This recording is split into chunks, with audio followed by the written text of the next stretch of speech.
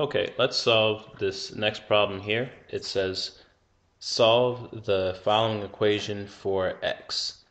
And it reads tangent x equals negative radical 3. Now what we're looking for is an angle basically whose tangent is negative radical 3. Recall from the unit circle that the tangent ratio is positive in quadrants 1 and quadrants 3, and that's from All Students Take Calculus. So if tangent is positive in quadrant 1 and quadrant 3, that means it is negative in quadrant 2 and quadrant 4.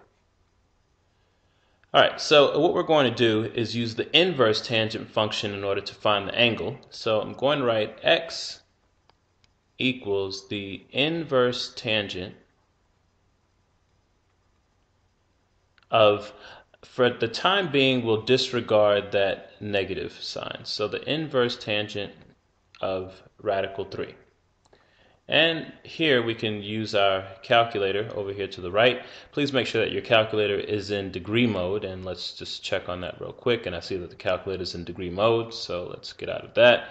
Now, second tangent gives me the inverse tangent function. Now I need radical, so we have to do second and the x squared button, type in 3, and you get 60 degrees. Now, 60 degrees is the answer that is in quadrant 1. We do not want the answer in quadrant 1. We want the answer that lies in quadrants 2 and quadrants 4. So what we're going to do is use the reference angle. So in quadrant 2, we'll do that one first. Recall that to find the reference angle, the formula is theta prime equals 180 minus theta. Now we're going to take this 60 degrees and plug it in for the reference angle. Please make sure you do that. So we're going to rewrite this as 60 equals 180 minus theta. So basically 60 equals 180 minus something. That something in the second quadrant has to be 120 degrees.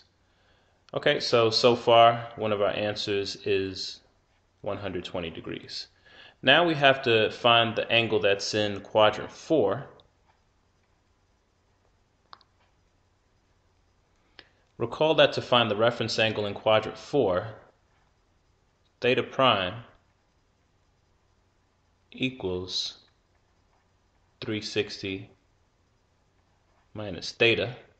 Once again, we're going to take 60 degrees, plug it in for theta prime. So 60 equals 360 minus theta. And if 60 equals 360 minus something, that angle must be 300 degrees. So our two answers for x are 120 degrees and 300 degrees. This can be verified. This can be verified using the calculator. If you find the tangent of 120 degrees, so tangent 120 degrees, you get negative 1.73, which is radical 3. And if you find the tangent of 300 degrees, you get the same thing.